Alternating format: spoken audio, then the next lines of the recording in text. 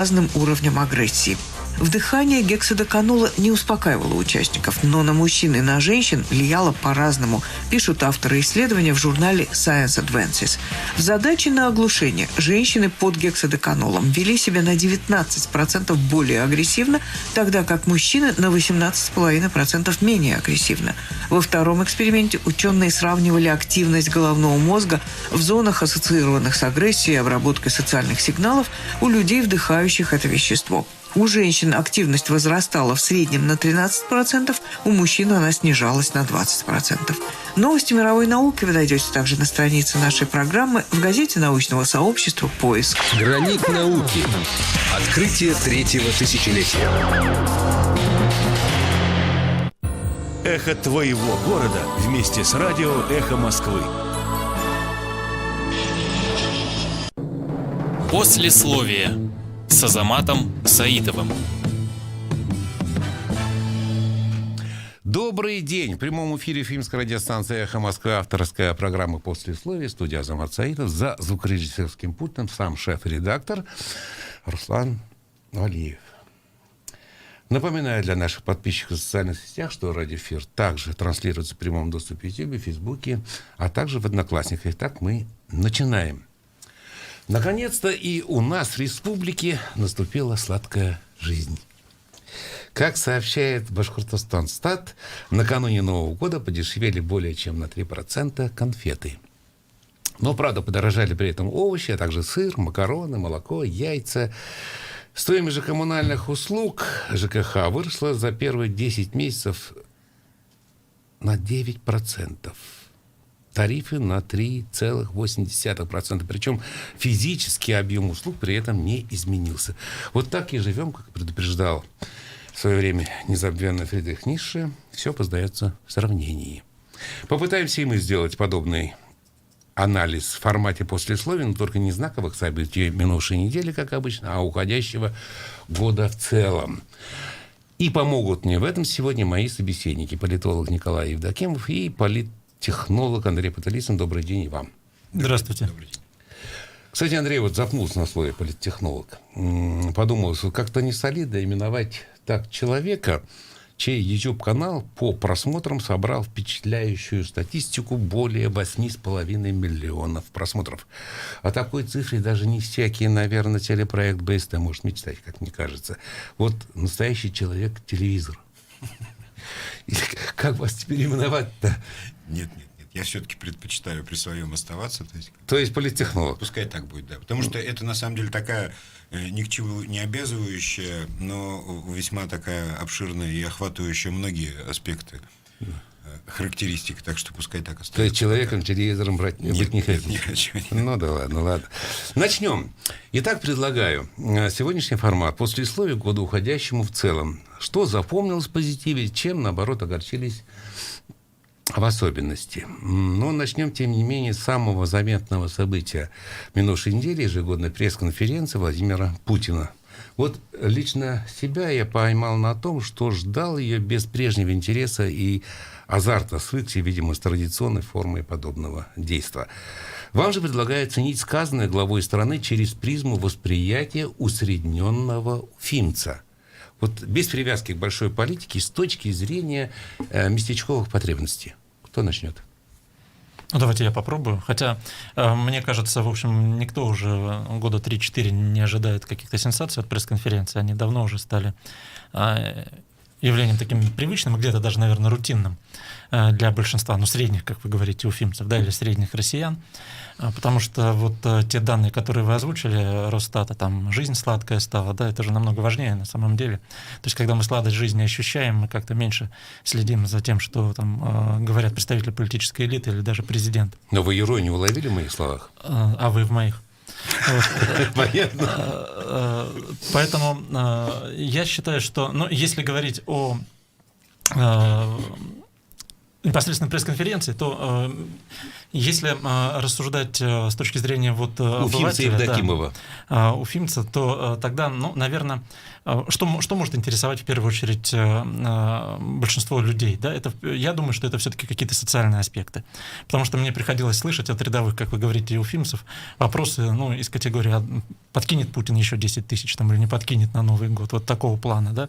И в этом смысле, наверное, люди оказались, может быть, где-то разочарованы, хотя я, честно говоря, не ждал никаких существенных социальных каких-то прорывных вещей, которые мог бы президент сказать. Ну, конечно, это о QR-кодизации, да, так называемой, то есть о вакцинации населения, о вот эти вот законопроекты о QR-кодах. То есть мы должны ведь понимать, что люди в основной своей массе, они не следят за законодательной деятельностью Государственной Думы, и они знают только о тех законах, которые присутствуют вот, ну, действительно в медийном пространстве очень активно. А закон о QR-кодах, он действительно вызвал определенный резонанс. В отличие, например, там, на мой взгляд, от не менее важных, например, законопроектов Крашенинникова-Клишеса о местном самоуправлении там, или организации публичной власти в регионах, которые, в общем-то, по большому счету никто не знает. Вот, я думаю, в этом смысле вряд ли люди услышали то, что они хотели услышать, но, тем не менее, как я это вижу, пресс-конференция носила достаточно четкую структуру. И, как и несколько лет тому назад, президент вновь сделал акцент на внешнеполитические моменты, на внешнюю политику. Ну, в общем-то, наверное, для каких-то категорий граждан это важно, и это работает. Просто мы должны понимать, что люди у нас тоже разные. То есть нельзя сказать, что все ведь одинаково мыслят, да, в одинаковых парадигмах. Нет, то есть для кого-то это было, наверное, существенным. Плюс я бы сказал, что он и в политическим моментам уделил много внимания, больше, чем обычно. То есть когда начал, например, рассуждать о целостности России, о том, что подорвать Россию можно в том числе изнутри, там, проводить исторические параллели. В общем, обычно все-таки социально-экономическая повестка доминирует. В этот раз мне показалось, что внешняя, даже внутриполитическая повестка доминировала над ней. Но вот, что касается каких-то вот инициатив, да, заметных, да, или тех вещей, которые могли бы быть интересны с точки зрения социальной поддержки, но их не было в этот раз. Посмотрим, может быть, они будут связаны с посланием. Мне кажется, что в последнее время акцент вот в этом контексте больше делается на послание, которое президент озвучивает в начале года. Понятно.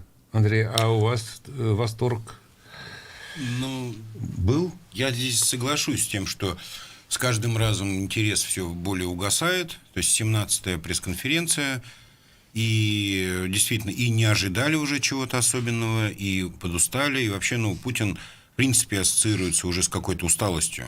То есть это, ну, имеется в виду усталостью восприятия.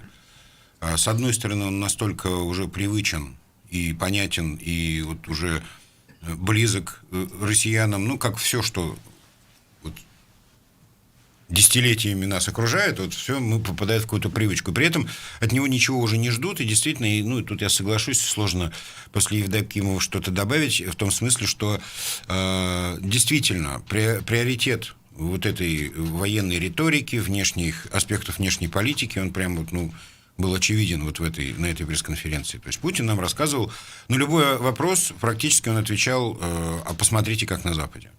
То есть заходила речь про инфляцию в России, он рассказывал про инфляцию в Америке. Заходила речь там про какие-то военные расходы, он рассказывал про военные расходы в других странах. Значит, еще какие-то моменты. То есть он все время отсылался на какие-то более худшие ситуации, которые там, ну, на загнивающем Западе происходят. Да? То есть общеизвестно, что, ну, в восприятии наших лидеров нашей страны Запад, он уже всегда давно и основательно одной ногой стоит в могиле, и вот буквально скоро, наверное, закончится. И вот этим Путин очень сильно злоупотреблял в этот раз на этой пресс-конференции. Как для обывателя, а тем более как для рядового уфимца, там вообще ничего не звучало. То есть практически, то есть вот никаких конкретных там новшеств. Иногда Путин раньше баловал нас какими-то идеями, а вот дам-ка я там по 10 тысяч, а вот еще там какие-то вещи, да. Ну, хоть бы техосмотр отменил, например, да, и то это Госдума теперь сделала. Ну, то есть не было вот такого обывательского какого-то пряника, который он, ну, выдавал регулярно на этих пресс-конференциях. Преобладание и давление внешнеполитической повестки над внутриполитическими проблемами на самом деле, конечно, не могло вызвать там особого интереса у населения. То есть люди, во-первых, люди не верят в войну, несмотря на то, что Путин многократно Возможность. намекал на то, что она возможна, что у нас там может случиться так, что у нас не будет другого выхода, и вообще мы тут все в кольце врагов, и ракеты на нас нацелены. Современный человек, вот сейчас живущий в России, находящийся вне вот этой коммунистической пропаганды, которая у нас была еще 30 лет назад, уже не верит в возможность войны. Вот такой вот войны. Там, оградительный, защитительный там, или какой-нибудь там освободительный. Какие-то локальные боевые действия все равно не исключаются. Россияне, как выяснилось, даже вот эти грузинский конфликт не воспринимали как войну в полном виде, да, то есть для нас война это то, что вот по телевизору показывают, да, то есть 22 июня ровно в 4 часа и так далее, и так далее. То есть вот, и потому я считаю, что, вот эта пресс-конференция Путина это большой-большой провал. На самом деле. То есть, вот помните, фильм был в советское время «Свадьба в Малиновке», там был герой Папандопола. Все на пороге то большого есть, кипиша. чтобы душа развернулась. То есть, у вас душа не развернулась. Нет, совершенно не развернулась. Путин выглядел как-то очень оторванным от своих сограждан. Понятно. Вот глядите, далеко не уходя от этой пресс-конференции, вот наша республика, как известно, засветилась на пресс-конференции вопросом местной телевизионщицы о возможной финансовой поддержке предстоящего юбилея Уфы. И еще желанием республики принять очередной чемпионат мира по хоккею, если получится так. Вот насколько, по вашему мнению, жизненно важно было поднять эти темы на федеральном уровне? И не признались ли мы при этом прилюдно, что Башкортостан уже не республика, донор, чем гордилась когда-то, а заурядный российский регион попрошайка? Или я вот утрирую ситуацию, все нынче живут с протянутой в сторону центра рукой? Все нынче живут с протянутой в сторону центра рукой, это действительно так. То есть, если там бюджеты региональные посмотреть, они у всех регионов, по-моему, являются дефицитными. Там, может быть, какие-то 1-2 есть субъекты с профицитом, и то, я сейчас точно помню, это не те, кого мы считаем передовыми регионами. То есть, там же есть проблема еще внутреннего долга государственного, да? Но вопрос-то о другом ведь ваш. А собственно, какой вопрос могла задать журналистка из Уфы? Вот что бы задал, например, журналист Евдоким, окажись вы там на пресс-конференции? Вопросов много. Какую сейчас... тему, хотя бы не вопрос, а саму тему, какую бы тему подняли бы? Она бы не была связана с регионом, я бы просто спросил, куда мы идем, каков образ будущего, как Россия будет развиваться. То есть это более такой мировоззренческий, может быть, был бы вопрос. Но мы же предполагаем, что если журналист из региона прибывает, то он должен что-то спросить про свой регион. Да? У нас там про квас спрашивали как-то, Вятский, там разные были истории, но я не помню, что... Вязаные носки дарили. Да, не помню, что региональный журналист когда-то задавал какие-то вопросы, связанные со стратегией развития государства. В основном, это удивительно, конечно, но они выполняют фактически функции лоббистов своих регионов, да, то есть представительства интересов.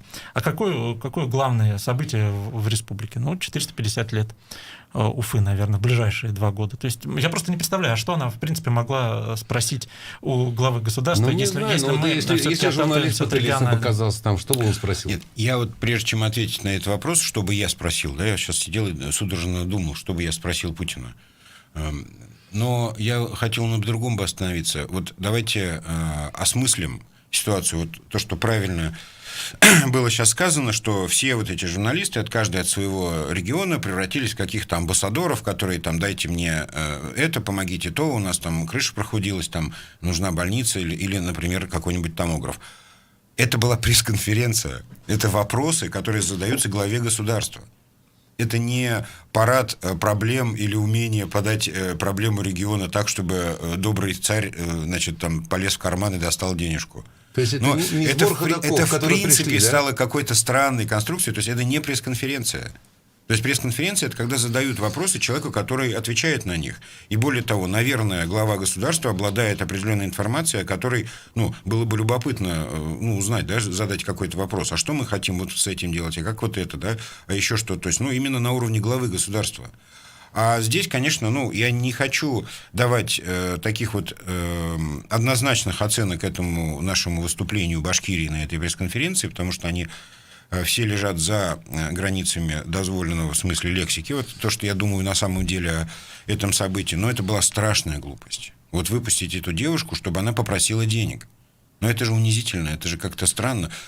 Она говорит: дяденька, дайте, пожалуйста, нам денег, у нас там юбилей. Знаете, когда праздник, надо наряжаться. Андрей, я так а мы что пообносились. Это не была ее инициатива. Да, конечно, нет. Это было обговорено, только на каком уровне? Оно не просто оговорено было, оно было отрепетировано сотни раз, просто, видимо, она волновалась. Да. Ну, и к тому, что... кто она такая, чтобы самостоятельно задавать вопросы Путина от лица целой республики? Ну, я иронизирую в том смысле, что, конечно, у нас это устроено так, что Зарафудинов с ней 15 раз и 2 раза медленно проговорили этот Зарафудинов вопрос. это у нас руководитель, да, руководитель, телехолдинга. ее руководитель, и руководитель нашего всего вот этого вот башкирских СМИ.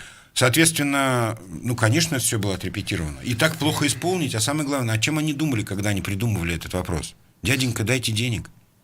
Вот но это же позор какой-то. Вот глядите, вы обратили внимание... Нет, про хоккей вот это я уже закончу, да, свою эту возмутительную речь. А при чем здесь хоккей и Путин? При чем здесь чемпионат мира? У нас что, Путин? Или это восприятие Зарафудинова? Путин — это Господь Бог, который распоряжается футболом, хоккеем, заходом солнца и прочими вещами, да? То есть Путин, кстати говоря, как-то опешил даже немножко насчет хоккея. Ну, видимо, потому что и туда надо деньги тоже вложить. Нет, про деньги нет. Она же сказала: а мы хотим провести, вы нам помогите его провести здесь чемпионат мира. Ну да ладно, вот глядите. Ну это же бред. Хорошо, послушайте, это же пресс-конференция президента. А вы обратили внимание, что вот там вот в журналистском так называемом пуле сидели люди, которые действительно пришли с какой-то болью. Вот видели плакат? Да, Химпром. Да.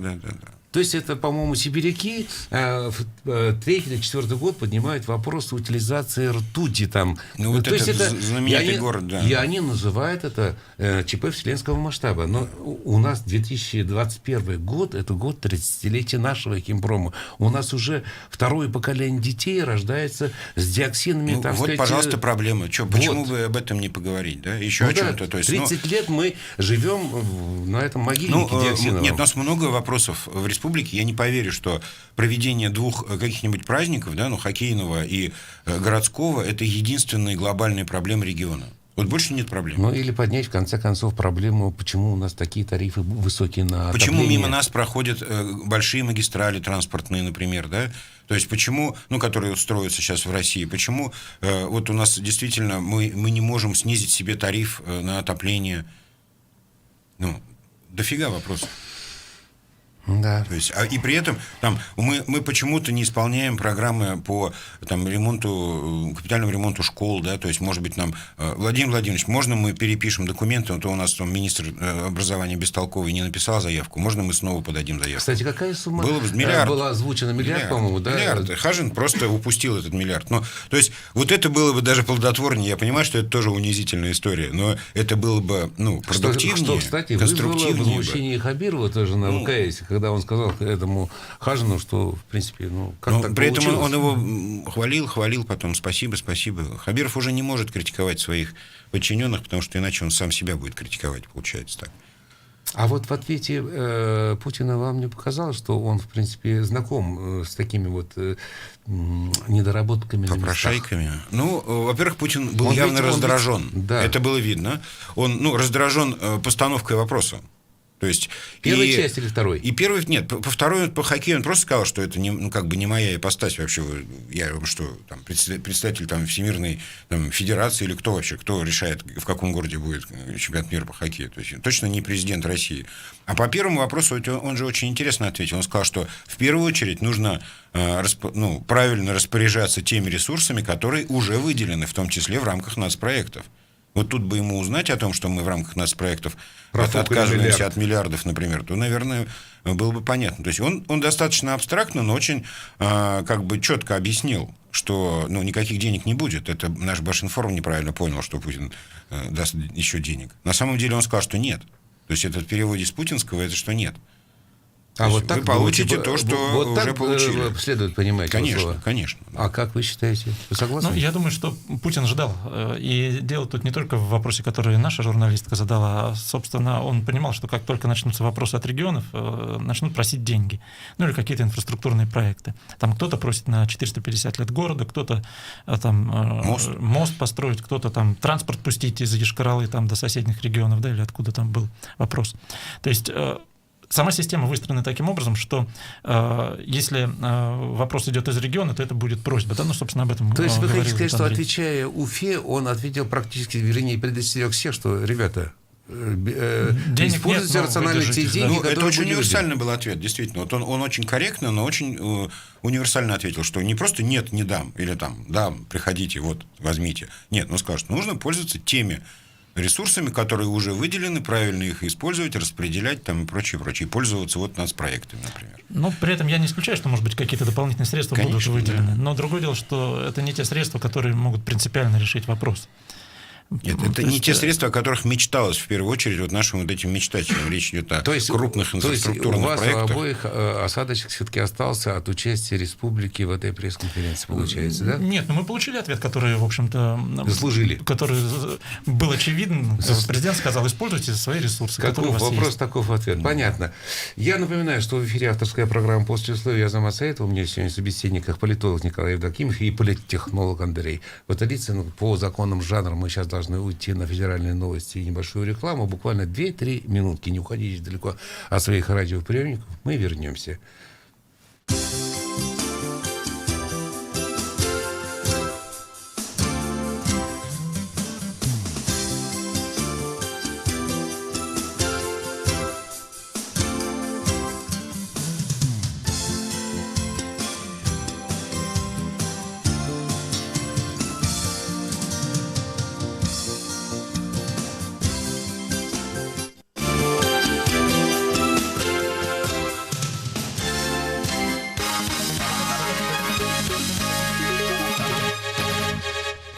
В Москве 13:30. Добрый день. В студии Ирина Меркулова. Краткий выпуск в эфире «Эхо». Мосгорсуд продлил срок содержания под стражей бывшего спецкора газеты «Коммерсант» и «Ведомостей» советника главы Роскосмоса Ивана Сафронова. Он останется в СИЗО до 7 апреля 2022 года. Сафронова обвиняют в госизмене. Виновным себя он не признает. К этому моменту расследование дела завершено. Стороны знакомятся с материалами. В Кремле не считают запретительные меры в отношении российских правозащитных организаций массовой тенденции. Это единичные случаи, сказал пресс-секретарь президента Дмитрий Песков. В частности, он ответил на вопросы о блокировке правозащитного сайта ОВД-Инфо, который российские власти считают иностранным агентом. Член СПЧ Ева Меркачева ранее сообщила, что планирует обратиться в прокуратуру. По ее мнению, этот сайт не занимался политической деятельностью. Спикер Совета Федерации Валентина Матвиенко считает, что российское законодательство об иностранных агентах может быть скорректировано. Возможно, следует объявить своего рода амнистию тем, кто перестал получать иностранную поддержку, добавила Матвиенко. Она предлагает вернуться к этому вопросу после новогодних каникул. Защита историка Юрия Дмитриева обжалует сегодняшний приговор, сообщил журналистам адвокат Виктор Ануфриев. Петрозаводский городской суд ужесточил наказание Дмитриеву и назначил 15 лет лишения свободы в колонии строгого режима. Суд повторно рассмотрел дело по обвинению в развратных действиях сексуального характера в отношении приемной дочери Дмитриева, изготовления детской порнографии и хранения огнестрельного оружия. Правозащитники считают Дмитриева политическим заключенным. Грузовик с пропаном горит на Киевском шоссе в Новой Москве. Есть угроза взрыва. Из-за ДТП в районе 36-го километра перекрыто движение. Маршруты автобусов временно изменены. Они объезжают закрытый участок через Боровское шоссе, информирует Московский департамент транспорта. Центробанк утверждает, что не намерен контролировать все операции физических лиц. Регулятор уточнил, что речь идет только о нелегальных операциях онлайн-казино и букмекеров. Ранее газета РБК сообщила, что ЦБ направил кредитным организациям новую форму отчетности о денежных переводах между физическими лицами. В частности, будет запрашивать персональные данные отправителей и получателей средств. По данным Банка России, за первые 9 месяцев года граждане перевели друг другу около 42 триллионов рублей. Основная доля карточных переводов приходится на Сбербанк.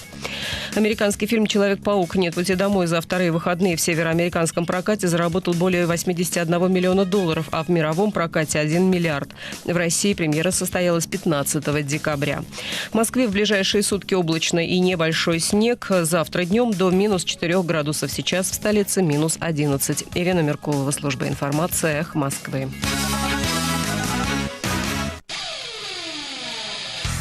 Рычит супруга, как тигрица? На праздник требует презент. Совет наш точно пригодится. Дуй за косметикой Фармленд. С 20 по 30 декабря в аптеках Фармленд новогодние скидки 20% на косметику и товары для здоровья. Успейте купить подарки своим близким. Подробности у фармацевтов. Имеются противопоказания. Требуется консультация специалиста. 8 и 9 января Башкирский государственный театр кукол приглашает на новогодний спектакль «Морозко». Это старая добрая сказка о хорошей девочке Дашеньке и ее вредной сестрице Пашеньке. Кого же из них Дед Мороз наградит подарками? Об этом вы узнаете, посмотрев нашу сказку. Начало в 11 и 14 часов, категория 0+. Телефон рекламной службы «Эхо Москвы» в Уфе. 216 35 99. Будет реклама, будет и эхо. На то мы и партнеры. «Эхо Москвы» в Уфе и представительство Всемирного конгресса татар в Башкортостане представляют рубрику «Говорим по-татарски». Закрыть. Ябу. Закрыть движение. Харакатный ябу. Закрыть движение. Харакатный ябу. В Башкирии на трассе Уфа-Оренбург из-за непогоды пришлось на время закрыть движение. Башкортостанда һава кисезлеге сәбәпле Уфа-Оренбург юлында харакатны вакытлыча ябарга туры килде. В Башкирии на трассе Уфа-Оренбург из-за непогоды пришлось на время закрыть движение. Башкортостанда һава кисезлеге сәбәпле Уфа-Оренбург юлында харакатны вакытлыча ябарга туры килде. «Эхо Москвы» в Уфе и представительство Всемирного конгресса татар в Башкортостане представляют рубрику «Говорим по-татарски». Послесловие с Азаматом Саитовым. Мы продолжаем работу в прямом эфире. Это авторская программа «Послесловие». Я Азамат Саитов, за звукорежиссерским пультом шеф-редактор Руслан Валеев. И у меня сегодня в собеседниках политолог Николай Евдокимов и политтехнолог Андрей Потылицын. Вот мы все-таки давайте поставим точку на пресс-конференции таким вот фактикам. По итогам прошедшей пресс-конференции Владимира Путина в местных СМИ добавили свое впечатление по году и наши чиновники. Так вот, исполняющий обязанности министра строительства и архитектуры Егор Родин отметил, что по итогам 11 месяцев республики ввели более 2,6 миллиона квадратных метров жилья, что на четверть больше, чем в минувшем году, и что по этому показателю мы занимаем 6-е место в России и 1-е в ПФО. А вот министр семьи, труда и социальной защиты Ленара Иванова обрадовала тем, что в республике в настоящее время безработица достигла своего исторического минимума. Подчеркиваю, 3,8% по методологии Международной организации труда. Вот вопрос к вам. Означает ли это, что Башкортостан на подъеме? Пожалуй, что нет. В том смысле, что, ну, во-первых, если правильно воспринимать то, что сказал господин Родин и сказала госпожа Иванова, то это совсем не то, чем они гордятся. То есть мы структуру ввода жилья знаем прекрасно, о чем речь, почему у нас там 2,6 миллиона, потому что мы каждый коровник и каждую, значит, веранду в частном секторе вписываем в эти миллионы квадратных метров. По поводу докладов госпожи Ивановой, тут вообще отдельная история. Тут надо, пожалуй, что в следующем году будет делать целую ревизию ее деятельности, в том смысле, что есть уже признаки того, что на самом деле ее статистика ничего общего не имеет с реальностью во многих аспектах. Значит, так что нет, я бы не мог бы, опираясь вот на два вот этих вот актора, двух вот этих докладчиков, условно говоря, делать такие выводы. Это я сделал, я просто что мы вдруг начали процветать ни с того ни с сего. И вообще вот это поспешное заявление о том, что кризис миновал, там ковидные проблемы закончились, и мы тут восстановили уровень экономики, вот я бы как-то осторожнее бы об этом говорил, потому что, может быть, и статистическая эквилибристика, вот эта статистическая работает у них в руках, да, но это не говорит о том, что все налаживается. Вот знаете, у нас когда недавно выяснилось, что слишком много бедных в России по некой методике подсчета, То есть статистически их оказалось очень много. Что сделали? Не стали бороться с бедностью, а изменили правила измерения этой бедности. И бедных стало меньше. То есть ситуация не менялась физически, ситуация поменялась статистически. То есть тут же то же самое примерно здесь с госпожой Ивановой и господином Родиным. То есть все их вот эти реляции, это, конечно, вещь весьма сомнительного качества. Николай, а ваша точка зрения? Ну, я думаю, что, смотрите, есть статистические показатели, доверие к статистике, конечно, низкое в обществе в целом, да, и особенно, когда, например, среднюю зарплату озвучивают по региону там, или в той или иной сфере, да, в тех или иных отраслях, это сразу как бы подрывает всякое доверие к статистическим данным. Но в целом, на мой взгляд, развитие республики, я не сказал, чтобы мы находимся в какой-то пропасти, мне кажется, оно по большей части инерционное. По большей части инерционное. Вот если посмотреть, скажем, отдельные статистические показатели, ну, на фоне других регионов, да, мы смотримся, не скажу, что лидерами, но как-то какие-то более-менее вменяемые показатели. Рейтинг инвестиционной привлекательности. Просто, понимаете, тут вот есть статистика, а есть вещи, которые люди своими глазами видят и говорят, а как так мы вот в рейтинге инвестиционной привлекательности там в 5 попадаем, ОСИ, например, да, кстати говоря, близкая к Кремлю, да, контора, по сути, связанная с федеральной властью.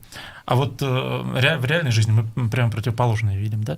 То есть поэтому возникает такой диссонанс, и действительно кажется, что вот те официальные данные, которые публикуются и которые озвучиваются, они не вполне как бы соответствуют действительности. Но в целом, на мой взгляд, как бы республика развивается инерционно, и в этом смысле она мало чем отличается от других субъектов. Ну, наверное, да, мы по каким-то показателям по-прежнему среди лидеров ПФО, и, может быть, где-то даже в России, но надо иметь ведь в виду, что у нас и база, в общем-то, существенно больше, чем у других субъектов Российской Федерации, в том числе экономический потенциал, там, численность населения там, и другие показатели.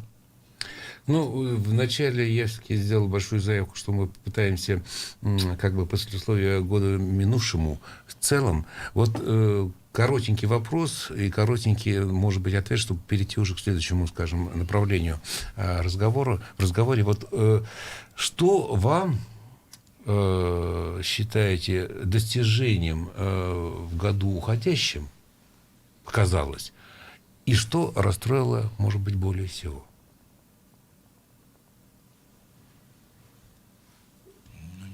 По поводу достижений я не могу вот сейчас четко понять, что бы я мог выделить, ну, из жизни республики, да, то есть вот какое событие, значит, нам, ну, как бы вот, должно было нас вдохновить и порадовать, да, то есть, ну, жили как могли, называется, да.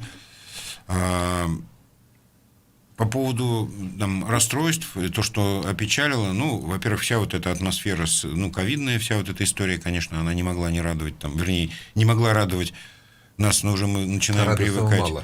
Да, ну, меня очень расстраивает город. Меня расстраивает вот Уфа. Я к городу хотел перейти с следующим вопросом, вот как раз направление. И вот то, что с ней происходит. Ну, как бы, да, ладно, обсудим это следующим вопросом. Я не могу выделить какого-то яркого события, которое нас будет отдельно радовало. У вас минорное настроение, я понял. Ну, если говорить о достижениях, ну, мне кажется, все-таки в довольно сложной ситуации, ну, и сразу скажу о проблемах, да, то есть ключевая проблема, на мой взгляд, в том, что и в республике, ну, и в целом в стране нет, так и не выработана политика в отношении борьбы с ковид и вакцинацией и так далее. И власть и региональная, и федеральная, вот весь год она шарахалась из стороны в сторону, там, то проводя мероприятия, то вводя ограничительные меры, то снимая их, то опять. То есть нет единой стратегии, иначе говоря, в решении этого вопроса. И людей это, конечно, очень сильно раздражало, особенно под конец, когда вот этот QR-коды начали обсуждать и возможность их введения. Что касается позитивных моментов, ну, я думаю, что, наверное, позитивным можно назвать то, что по большинству показателей все-таки республика превысила прошлогодние цифры в экономике. Ну, понятно, что прошлый год был ковидный, там полгода ничего не делали. Низкая стартовая позиция. Да, эффект низкой базы, но, тем не менее, как бы какой-то прогресс есть в этом направлении. То есть, ну, будет он или не будет развит, посмотрим, потому что в 2022 году уже более объективные данные, наверное, мы получим. Понятно, спасибо. Ну, давайте сменим тему. Вот кроме политики и цен в магазине, нашего человека, конечно, беспокоит и состояние среды обитания. Вот то, к чему Андрей начал было подкрадываться в своем ответе, и я сказал, что давайте мы выделим эту тему отдельно. Вот мы с вами уфимцы. Значит, поговорим за город. Вот башкирская столица не просто большой мегаполис республики, это еще и центр принятия, я считаю, судьбоносных решений в какой-то степени законодатель всего передового должна быть Уфа. Вот город соответствует своему статусу, вот как считаете? Это вот я подвожу вас к эпохальному событию в жизни уфимцев. Наш улыбчивый мэр Сергей Греков нашел наконец-то в конце года время для общения со СМИ, но вот восторгов по этому поводу почему-то было мало. Чем вы это объясняете? Ну, я лично, например, объясняю это тем, что мы теперь уже довольно быстро разобрались в том, что происходит вот с управлением городом. Предыдущим мэрам понадобилось больше времени на то, чтобы мы стали их понимать, кто они такие, и дать им оценку. И, к сожалению, та оценка, которую сейчас в массе своей горожане дают вот нынешней администрации Уфы, это оценка негативная. Вот. Но я хотел бы выразить, вот когда зашла речь о том, что какое событие особенно, там, условно говоря, зацепило и с точки зрения негатива вот в городе, я бы хотел отметить эту историю с генпланом все-таки. Мало кто понимает, насколько вот это решение Нижегородского суда об отмене вот этих земельных решений в Уфе, как оно может на самом деле повлиять на город. Вот сейчас вот все бегают с этим генпланом города, который пытаются протащить через как бы общественные слушания, и тут происходит некая возня вокруг этого генплана, а по сути вот это решение суда, оно вообще-то перечеркивает массу вопросов. 34 крупных объекта находятся под угрозой строительства. То есть мы, на самом деле, город, вот понимает это Греков или не понимает, я не знаю, но город находится в таком положении, что если вот это решение Нижегородского суда устоит, и апелляция его не отменит, то вся вот эта их возня по поводу генплана, это все ноль, это пшик. То есть мы сейчас получим там, есть угроза того, что мы еще получим еще 6 тысяч обманутых дольщиков, что мы не получим ряд социальных объектов и прочее, прочее. И кроме всего прочего, тут момент какой. Вот мы оцениваем мэрию, да, почему мы так быстро дали ей негативную оценку? Мы видим, мы понимаем, что они не отвечают за свои действия. Вот нынешние. То есть, да, мы много ругали Елалова, значит, до этого ругали Качкаева, и там действительно есть, к ним были вопросы, но эта мэрия просто, она, каким-то совершенно катастрофическим образом некомпетентна. То есть получить в такой короткий период времени отмену стольких решений, то есть вот я имею в виду вот эти земельные вещи, да, то есть сейчас там берем какое-нибудь Садовое кольцо, которое влезло в этот масштабный инвестиционный проект, а сейчас говорят, а знаете, город все сделал так неправильно, что вы и землю вот эту не получаете, и деньги, естественно, вам никто не вернет, и люди, и многие останутся там, значит, эти дольщики, и вкладчики и прочее без квартир. Это что такое? Вот это иллюстрация действия мэрии. То есть это не какая-то маленькая ошибочка, ой, забыли там цифру поставить. Это какая-то системная некомпетентность. Андрей, вот вы говорите мэрия, вы говорите, подразумевая... Я имею в виду администрацию. Я имею в виду мэра, вице-мэра и еще вокруг... чиновников, которые сегодня сидят на проспекте Октября. Нет, конечно, там есть исполнители, а есть люди, принимающие решения. Понятно, что там какой-то маленький специалист, он там ни за что это не в ответе за эти вещи. Но когда проведено такое количество решений, которое судом отменяется, это говорит о какой-то уже системной некомпетентности. А не видите здесь последствия ручного управления нашей мэрией? Нет, я вижу здесь последствия того, что Ради Фаритович нам поставил управлять городом человека, который не может управлять городом. Просто не потому, что Греков плохой. Он, скорее всего, даже хороший человек. Он набожный, да. Он многодетный отец, он замечательный там спортсмен и прочее, но он не мэр. Понятно. Вот здесь Ради Фаритович, конечно, промахнулся. Николай, а вы? Вот вопрос. Да. Что по поводу городской администрации, да? Нет, вот была пресс-конференция. Тоже событие эпохальное вроде, особенно для нас, журналистов. Но почему-то я от своих коллег восторгов по поводу вот этой пресс-конференции не слышал. В чем причина, как вы думаете? У меня сложилось впечатление, что новая администрация, относительно новая, все-таки больше года прошло, да? То есть мы же обычно даем, полгода для того, чтобы раскачаться, и потом начинаем смотреть на результаты. Вот у меня ощущение такое, что пока... Даже не полгода, 3 месяца, 100 дней. По-разному. Как бы там ни было. Да? Пускай. В любом случае прошло больше года, потому что де-факто Грекова ведь в декабре прошлого года там поставили, да, руководить городом. И у меня складывается впечатление, что пока до сих пор ни действующий мэр, ни команда, которая с ним, они, в общем-то, не поняли и не разобрались с тем, как это работает, да, то есть какие рычаги, какие кнопки следует нажимать. Вот судя по пресс-конференции, вот у меня сложилось впечатление, что Греков, ну, действительно, как бы он выглядит, ну, может вызывать симпатию, но он выглядит как человек, который хочет всем понравиться. Как вот человек, видите, который... вот цитаты из пресс-конференции. Я вам только две приведу, а вы уж прокомментируете. Вот первое. Мы хотим, чтобы Уфа стала городом для пешеходов, а не для автомобилистов. Появилось много новых автобусов, пассажиры ездят в прекрасных условиях. Это первая цитата. Вторая. Мы хотим создать новые точки притяжения в городе, чтобы жители могли совершать прогулки по этому маршруту, чувствовать себя в безопасности и комфорте. Но здесь вот меня, знаете, что смущает? Уфа больше по территории Омска, Воронежа, той же Казани, того же Орска. Длина, протяженность проспекта Октября только одного 9 километров. Это мы должны их вышагивать по этим длинным маршрутам, получается, и ездить в автобусах и выглядеть при этом счастливыми. Ну, надо понимать, что все это, вот то, что вы сейчас процитировали, Греков сказал голосом госпожи Сарапуловой. Он такой же урбанист, как Сарапулова, значит, астронавта.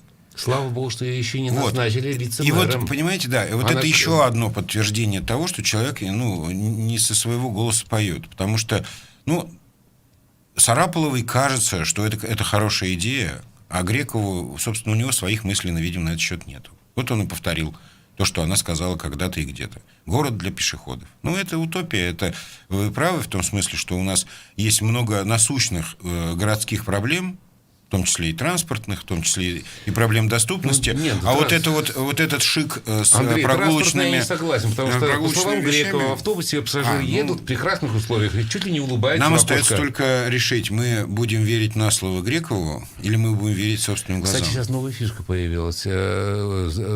Сарапулова и ее коллеги, будем так называть, заинтересовались и продвигают идею с улицы Октябрьской революции. Да, там, по-моему, выделено около миллиарда, да?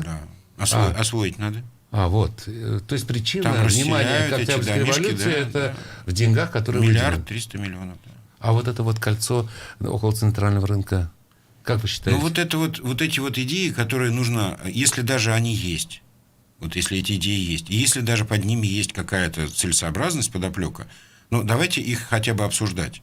Это прозвучало как гром среди ясного неба, там какое-то решение подписано, постановление, и никто не разобравшись уже забегал и закудахтал. Но это вот общая манера наших властей. Они не умеют разговаривать. Они не считают нужным разговаривать ни с горожанами, ни с согражданами в целом. Разговаривать они могут. Вот, глядите, я обратил внимание еще на одну такую фишку, что стало модным у нас сегодня собирать, вот по примеру инцидент-менеджмента, всякие колл-центры. И вот создаются они по сбору жалоб по работе общественного транспорта, функционирует система ЖКХ в осенне-зимний период. Вот подумалось, разве контроль за жизнедеятельностью вот всех этих служб подразделений не прямая обязанность начальников? Или мы имеем дело с созданием, вот знаете, эффекта выпускания пара? То есть народ пошумит через порталы жалоб, а мы, чиновники, мол, примем все к сведению, если посчитаем нужным. Абсолютно так, да. Так оно? Да, нет, и плюс к этому еще идет имитация вот этой вот открытости, так называемой, да, которую мы сейчас возвели в ранг чего-то очень такого сакрального и важного, да. То есть кто-то им сказал, что начальник должен выглядеть открытым. И тогда к нему народ подтянется, и тогда все будут довольны, и будет меньше критики. На самом деле нет. Чем более открытый начальник для народа, чем ближе его лицо к народу, тем ближе помидор кидать. Есть универсальная еще фраза, когда вот что-то они не то делают, они всегда используют такую коронную фразу: просим уфимцев отнестись с пониманием. Понять и простить. Понять и простить. Николай, а вы как считаете? Вы столько вопросов сразу поняли, то есть по какому поводу-то? Вот если говорить те цитаты, которые вы привели, да, я, честно говоря, не вижу здесь ничего такого предосудительного. На мой взгляд, вполне такие типовые фразы для городского чиновника. Я подозреваю, что мэр каждого города говорит примерно то же самое, примерно одно и то же. Вряд ли имелось в виду, что весь проспект нужно сделать пешеходным, там, может быть, какие-то зоны. Другое дело, что я соглашусь, что... это рефреном уже весь год идет, потому что сделан пешеходную Уфу, как называется, зона общественного комфорта. Ну, это же тренд, который везде имеет место быть, и, естественно, Греков его транслирует как мэр города Уфы. Уфимцам надо добраться утром на работу, вечером с работы, до общественных ему пространств в первую очередь. Ну, это вопрос приоритетов. То есть, что важнее, что не важнее. А есть еще мода, вот, как правильно Николай говорит, есть тренд, и вот и деньги, которые вложены под эту моду. Еще 1 300 000 000. По поводу, я соглашусь по поводу того, что нужно обсуждать вещи, такие как там Октябрьская революция, превращение ее там в пешеходную зону, да, потому что я сколько помню, вариант с тем, чтобы сделать пешеходную улицу в Уфе, обсуждается, лет 15, наверное, уже. Уже Казань успела сделать, там еще что-то, да, мы все обсуждаем. Товарищи умные политологи и политтехнологи, у нас осталось еще где-то 3 минутки. Я хотел бы вам задать еще один такой вопрос, который меня как-то озадачил. Многие обратили внимание на увеличение обращения жителей республики в адрес руководителя Следственного управления Александра Бастрыкина. И что и при этом интересно, он весьма оперативно реагирует на сигналы с места. Он со всеми регионами так? Или у него какое-то особое отношение к республике? Что может стоять в данном случае за этим вниманием уважаемого господина Бастрыкина к Башкортостану? Со всеми регионами так. Со всеми, да? По крайней мере, со многими. Из того, что я видел. Я думал, может быть, Бастрыкин в душе башкир? Не знаю. Понятно, что просто те случаи, о которых мы говорим, они резонансные для нас. Вы имеете в виду и Моргенштерна, к которому, правда, он добровольно, я так понимаю, без его просьбы обратился. И, соответственно, застройщики, последнее обращение, да, которые в республике были. Там и дольщики, застройщики, да. А не закладывается ли здесь какой-то тренд? И если чуть что, сразу обращаться к Бастрыкину? Раньше обращались к Путину, сейчас, видимо, решают, что лучше напрямую сразу в Следственный комитет, и, соответственно, это быстрее. И эффект-то при этом получается намного быстрее. Даже он по поводу и гостиницы «Лидо» тоже. Нет, сразу же, да. Я не соглашусь, что это типичная ситуация для всех регионов. Есть что-то здесь, какая-то патология здесь присутствует. По крайней мере, в последние пару месяцев, когда действительно стало, во-первых, много-много этих обращений именно к Бастрыкину. А почему люди не пишут в МВД, в Спортлото или куда-нибудь еще, да, куда у нас обычно пишут, да? То есть именно Бастрыкин. Это тоже отрицать нельзя, что на нем сфокусировалось. А потом скорость реакции. То есть вообще-то в этом бюрократическом мире устроено как? Обратились ко мне люди. Окей. Во-первых, нужно по форме обращаться. Желательно, чтобы на коленях. Ладно. По крайней мере, с подписью. Потом это все номер присвоили, отправили по инстанции. А здесь прямо чуть ли не по телефону, он несчастному этому Чернятьеву без конца дает поручение: разберись с этим, разберись с тем, вникни в это. Не соглашусь, что это типовая история. А почему, у меня, пожалуй, нет такого прямого ответа, почему такой интерес к Башкирии именно у Бастрыкина, такой прямо обостренный. Может быть, какие-то клановые разборки происходят, о которых мы до конца не знаем. Игорь Иванович Сечин, например, с Хабировым, или наоборот. То есть, Бастрыкин человек Сечина, и так далее. То есть, это уже из теории заговора. Но я все-таки склонен считать, что это аномальное внимание к региону, на самом деле. И последнюю, коротенько, год прожили. Каким он сложился для нас всех, по вашему мнению? Я уже сказал, что, на мой взгляд, это был год преодоления инерции тех событий, которые в 2020 году были заложены. Надеюсь, что 2022 год станет годом развития уже. Пока это инерция. Андрей? Для меня это был в определенном смысле тревожный год. И он заканчивается так тревожно. То, что я имею в виду, эти все разговоры про грядущую войну и прочее. Соглашусь, что это действительно год преодоления последствий, да и скорее еще даже, мы еще и не вышли из самого процесса, я имею в виду пандемию. Такой неровный такой год был. Может быть, следующий будет поспокойнее, поровнее. Лучше. Спасибо вам большое и с наступающим вас.